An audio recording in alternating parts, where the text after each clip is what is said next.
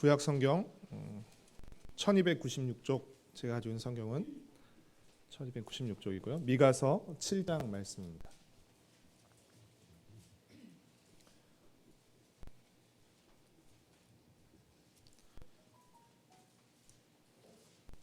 저 여러분이 한 절씩 교독하고 마지막 절은 함께 읽도록 하겠습니다. 평소 잘 찾지 않던 곳이라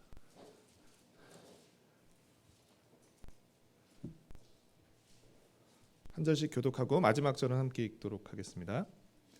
재앙이로다 나여, 나는 여름 과일을 딴 후와 포도를 거둔 후 같아서 먹을 포도송이가 없으며 내 마음에 사모하는 처음 익은 무화과가 없도다.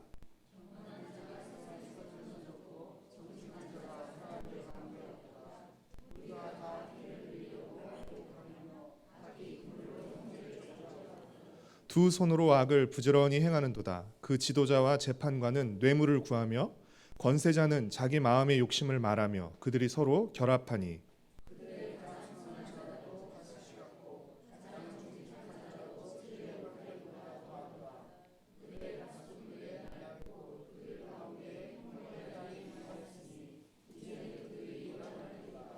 너희는 이웃을 믿지 말며 친구를 의지하지 말며 내 품에 누운 여인에게라도 내 입의 문을 지킬지어다.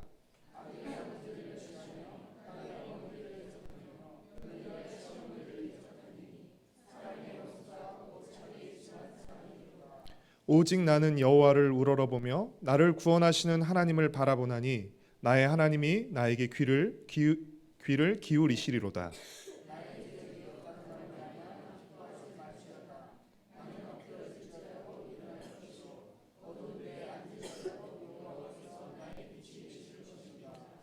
내가 여호와께 범죄하였으니 그의 진노를 당하려니와 마침내 주께서 나를 위하여 논쟁하시고 심판하시며 주께서 나를 인도하사 광명에 이르게 하시리니 내가 그의 공의를 보리로다.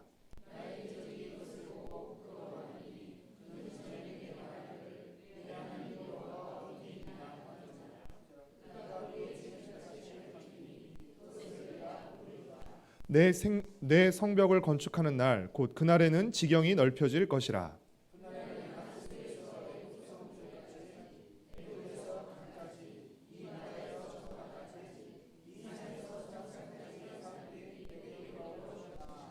그 땅은 그 주민의 행위의 열매로 말미암아 황폐하리로다.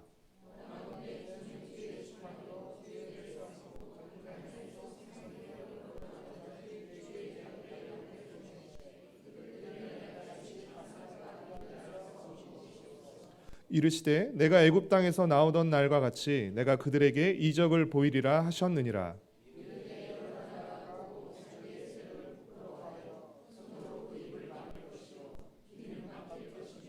그들이 뱀처럼 티끌을 핥으며 땅에 기는 벌레처럼 떨며 그 좁은 구멍에서 나와서 두려워하며 우리 하나님 여호와께로 돌아와서 주로 말미암아 두려워하리이다.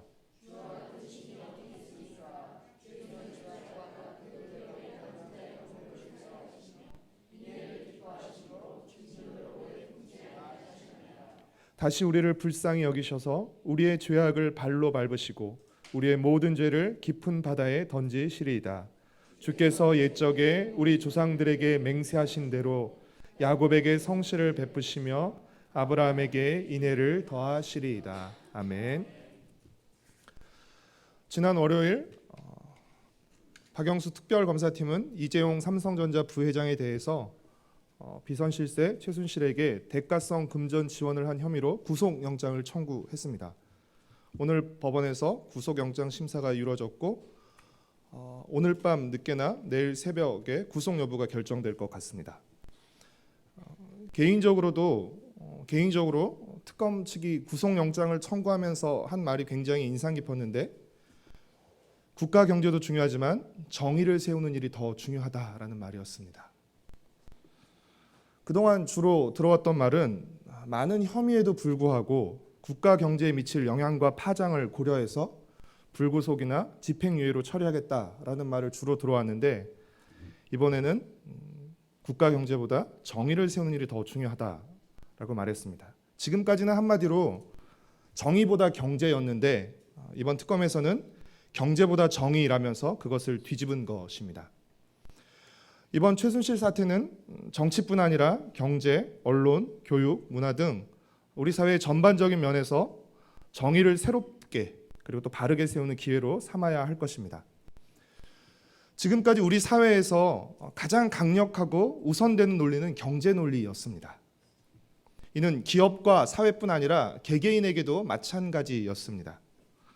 학과를 선택하고 직장을 선택하는 가장 큰 기준은 어떤 것이었죠? 바로 돈이었습니다. 그 일을 하면 얼마를 벌 수 있느냐 하는 것이었습니다. 조금 다르게 표현하면 그 일을 하면 얼마나 많은 떡이 나오고 돈이 나오냐 하는 것이었습니다. 그 결과 우리 사회는 돈이 지배하는 사회, 돈이 큰 소리치고 돈이 벼슬인 사회가 되어 버렸습니다. 돈이 왕노릇하는 사회가 되어 버렸습니다.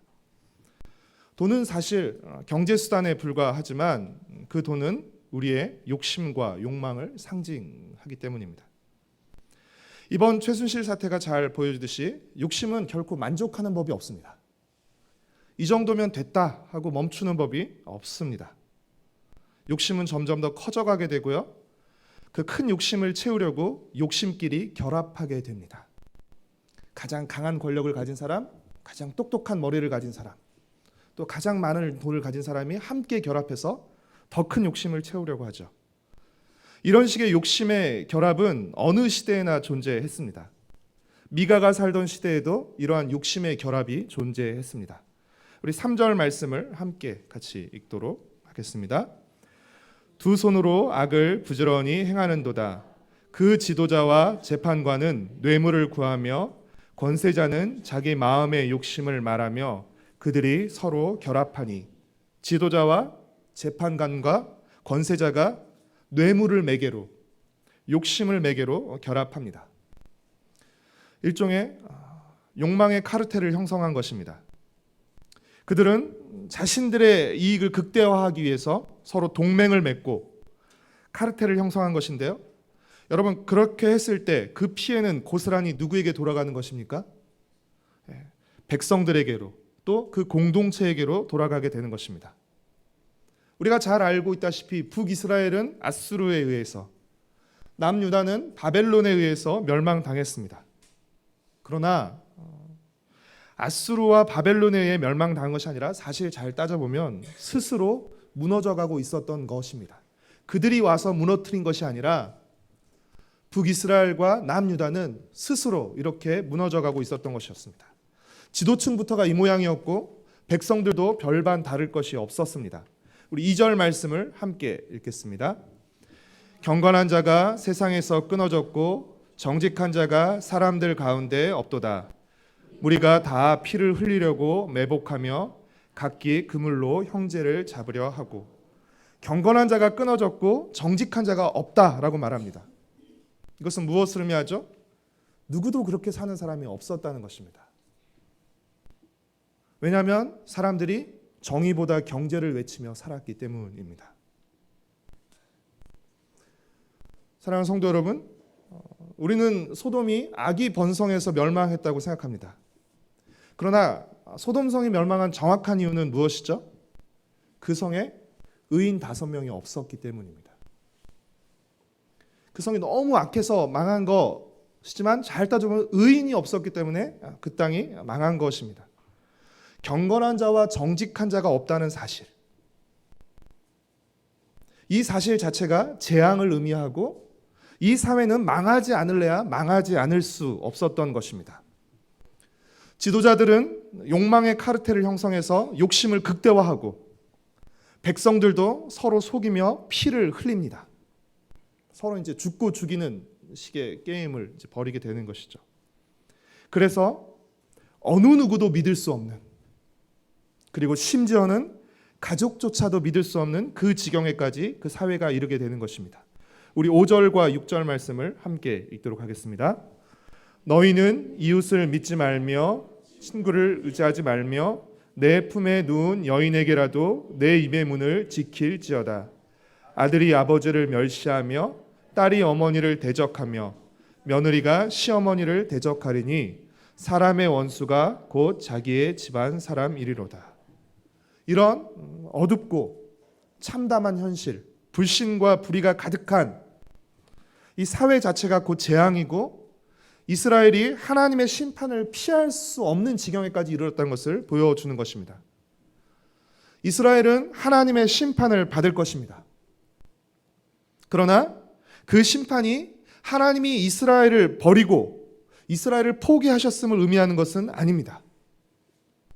이스라엘 백성은 심판의 고통 속에서 다시 하나님을 찾고 바라보게 될 것입니다. 7절 말씀을 함께 읽도록 하겠습니다. 오직 나는 여호와를 우러러보며 나를 구원하시는 하나님을 바라보나니 나의 하나님이 나에게 귀를 기울이시리로다. 성경학자들은 이 7절에 사용된 언어를 고려할 때 오직 나는이라는 표현보다는 그러나 나는, 그럼에도 불구하고 나는이라는 표현이 더 적절한 표현이라고 말합니다. 우리 7절 말씀을 그러나 오직 나는 대신에 그러나 나는으로 한번 바꿔서 다시 한번 읽어보겠습니다. 그러나 나는 여호와를 우러러보며 나를 구원하시는 하나님을 바라보나니 나의 하나님이 나에게 귀를 기울이시리로다. 여러분, 심판이 다른 말로 말하면 무엇이죠? 심판은 내가 믿고 의지하던 모든 것들이 다 끊어지고 떠나가는 것을 의미하는 것입니다. 하나님 아닌 다른 것, 하나님이 아닌 다른 것, 내가 믿고 의지하던 그 모든 것들이 끊어지는 것이 곧 심판입니다. 그렇기 때문에 고통스러운 것입니다. 그러나 그 심판의 축복이 무엇이죠? 내가 믿고 의지하던 그 가짜 의지하던 모든 것들이 끊어짐으로써 다시금 하나님을 의지할 수 있는 길이 열린다는 것입니다. 다시금 하나님을 바라보게 된다는 것입니다. 1절부터 6절까지 기록된 불의한 현실, 그리고 자신들의 죄로 말미암아서 대적들에게 짓밟히는 그 참담한 현실에도 불구하고 이제 다시 하나님의 백성들은 이제 다시 하나님을 바라보겠다는 것입니다. 자신이 가졌던 그 모든 거짓된 희망들이 끊어진 그 상태에서 참된 희망 되신 하나님을 바라보겠다는 것입니다. 8절과 9절 말씀을 함께 읽겠습니다. 나의 대적이여 나로 말미암아 기뻐하지 말지어다. 나는 엎드러질지라도 일어날 것이요 어두운 데에 앉을지라도 여호와께서 나의 빛이 되실 것이며 내가 여호와께 범죄하였으니 그의 진노를 당하려니와 주께서 나를 인도하사 광명에 이르게 하시리니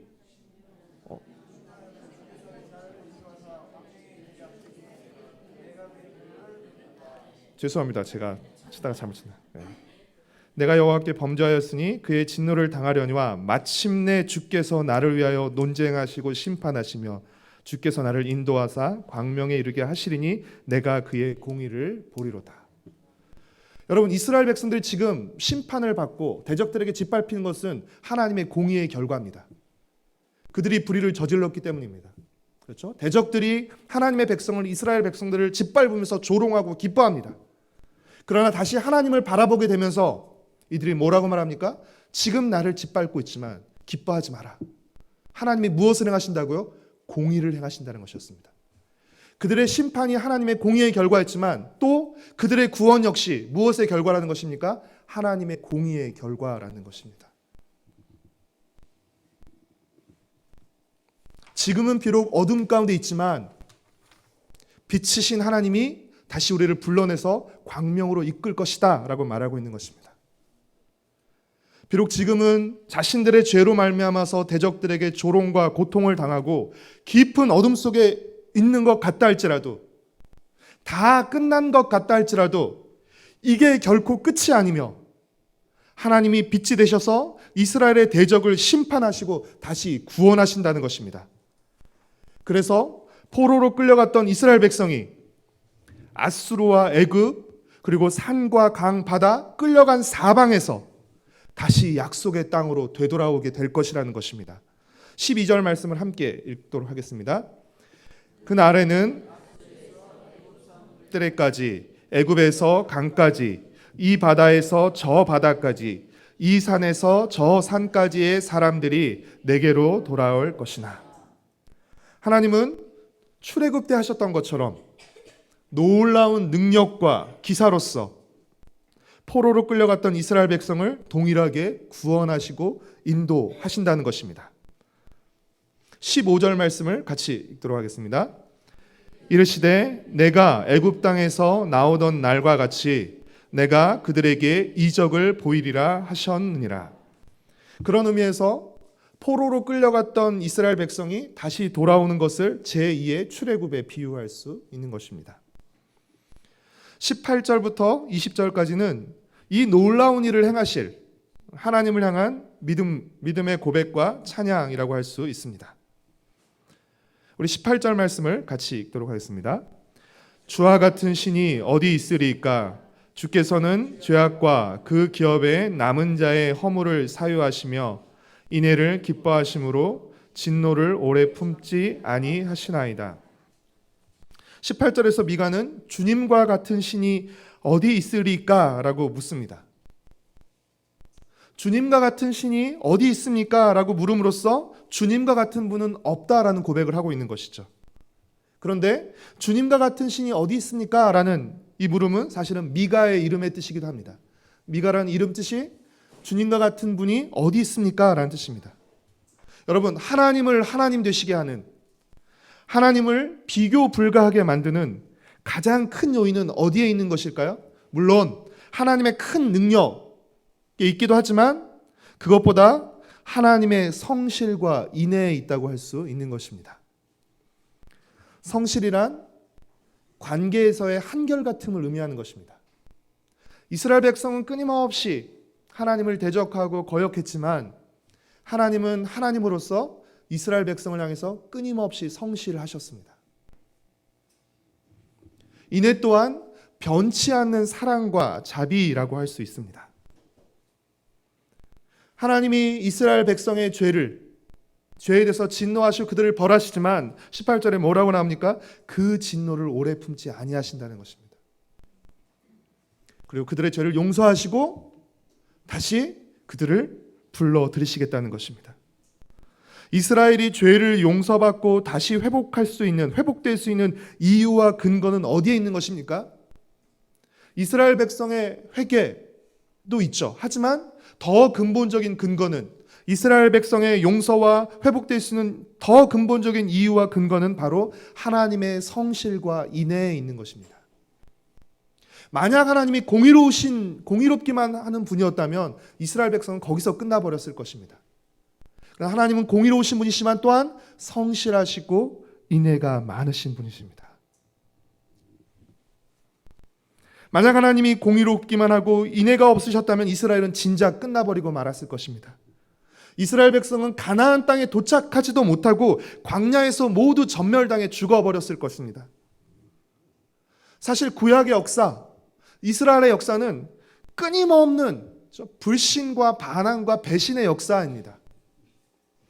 이스라엘은 끊임없이 하나님께 성실하지 못했지만 그럼에도 불구하고 하나님은 끊임없이 이스라엘에게 성실하셔서 그들을 구원하시고 회복하시는 것입니다.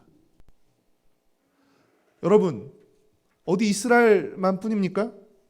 지금 이 자리에 우리가 나와 앉아 있는 것, 우리의 믿음이 좋아서입니까? 그렇지 않습니다. 우리의 그 죽을 듯하는 변덕스러움, 우리의 그 엄청난 불성실함에도 불구하고 하나님이 한결같이, 하나님이 변함없이 성실하셨고 우리에게 인애를 베푸셨기 때문에 오늘 우리가 이 자리까지 나와 있는 것입니다. 지금 미가 선지자가 이 미가서를 쓰는 시점에서 이스라엘의 회복은 장차 이루어질 사건입니다. 그렇죠? 아직 남유다가 멸망당하기 전의 시점이고 멸망당하고 난 후에야 사실 회복이 이루어지기 때문에 아직 이루어지지 않은 미래의 시점에서 이루어질 것이지만 여러분, 그 회복의 근거는 어디에 있습니까? 놀랍게도 과거 조상들과 맺은 언약에 있습니다. 우리 20절 말씀을 함께 읽도록 하겠습니다. 주께서 옛적에 우리 조상들에게 맹세하신 대로 야곱에게 성실을 베푸시며 아브라함에게 인애를 더하시리이다. 그 조상들과 맺은 그 약속에 성실하셔서, 그렇죠? 변치 않는 인애를 베푸시기 때문에 미래에 망하고 난 후에 포로로 끌려간 그 절망스러운 상황 속에서도 하나님의 구원과 회복을 다시 경험하게 된다는 것입니다. 마찬가지로 하나님이 우리를 장차 회복하시리라는 우리 소망의 근거는 어디에 있는 것입니까? 2000년 전 십자가에서 예수님을 통해 맺은 그 구원의 언약에 근거하고 있는 것입니다. 미가서는 북이스라엘의 멸망을 보고도 같은 길을 고집하는 남유다에 대한, 아직 남아있는 남유다에 대한 책망과 경고의 메시지입니다. 미가가 남유다를 향한 아주 무서운 또 아주 신랄한 이 책망과 경고의 메시지에도 불구하고 남유다는 돌이키지 않음으로써 멸망을 당하게 될 것입니다. 그러나 이 멸망은 결코 바벨론에 비해서 군사력이나 경제력이 약해서 멸망한 것이 아니라 무엇이 무너졌기 때문에 망한 것입니까? 정의가 무너졌기 때문에, 말씀이 무너졌기 때문에 남유다가 망한 것입니다. 따라서 이 멸망은, 이스라엘의 멸망은 하나님의 심판의 결과라고 할 수 있습니다. 하나님의 심판으로 망한 것입니다. 그러나 이 심판의 목적은 무엇이었습니까?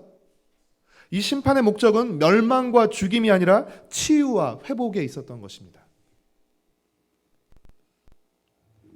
이스라엘은 하나님의 성실과 인애로 회복될 것입니다.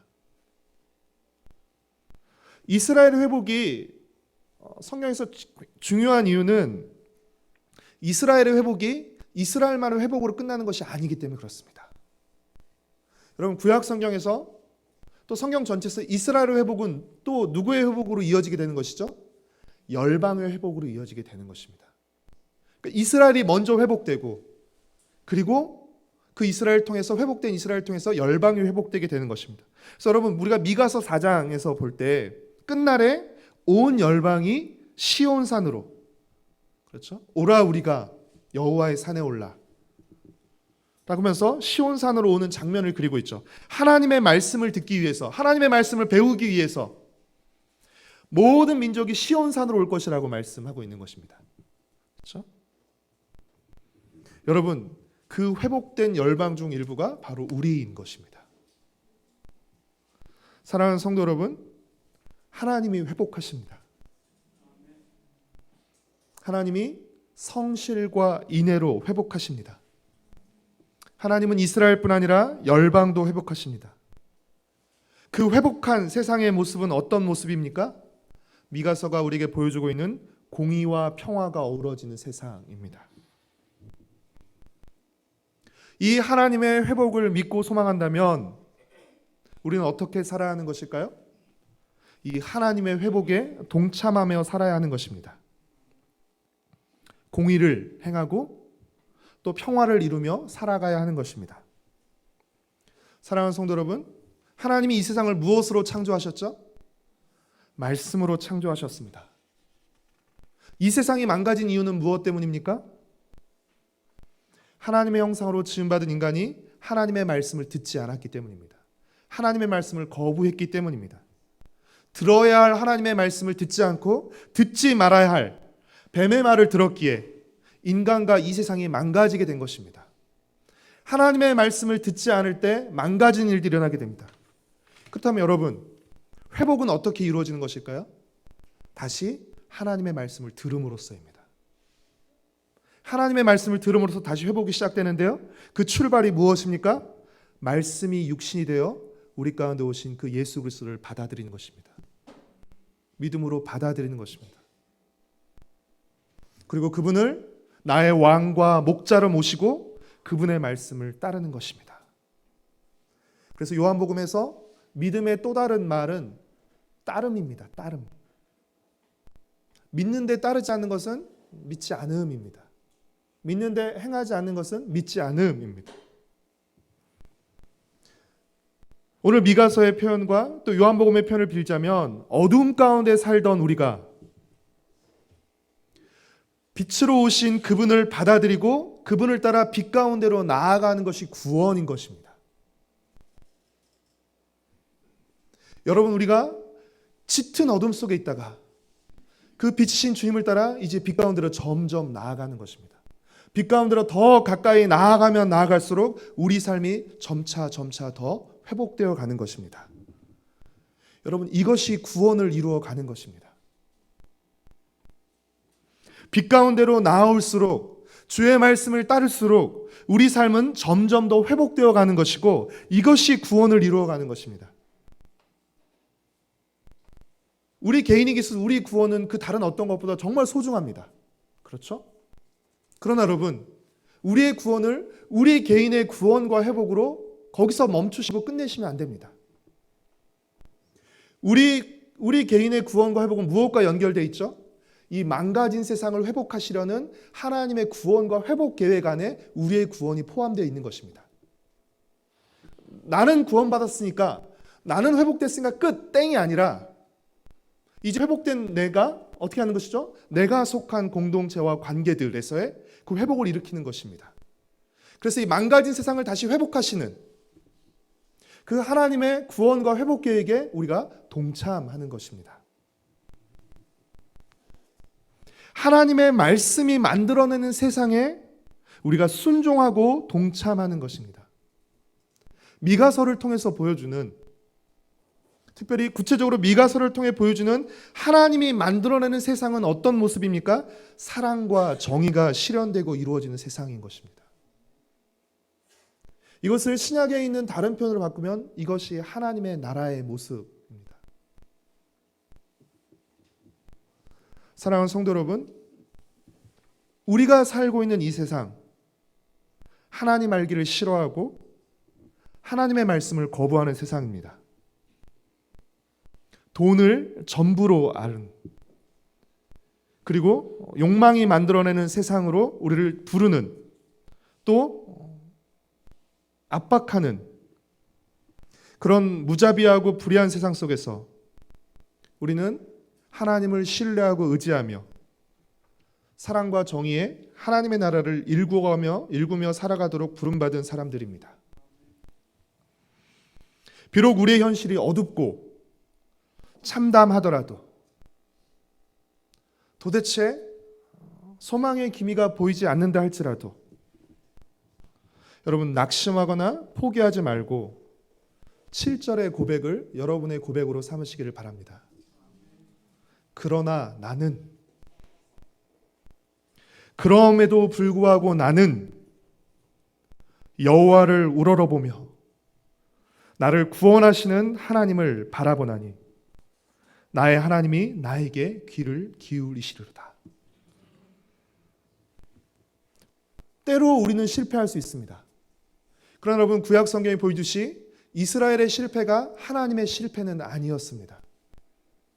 하나님은 실패하지 않으시고 자신의 계획을 이루어 가시고 마침내 성취하시고 맙니다. 공의로우신 하나님을 신뢰하십시오. 한결같은 하나님의 성실과 인애를 의지하십시오. 공평과 정의를 행하며 살아가십시오. 하나님 앞에서 신실하게 살아가십시오. 의인은 믿음으로 말미암아 사는 것이죠. 의인은 하나님을 향한 신실함으로 사는 것입니다. 경제보다 정의를, 떡보다 말씀을 앞세우며 하나님 나라의 백성으로 멋지고 당당하게 살아가는 저와 여러분, 우리 가정과 세대로교회 공동체가 되기를 축복합니다.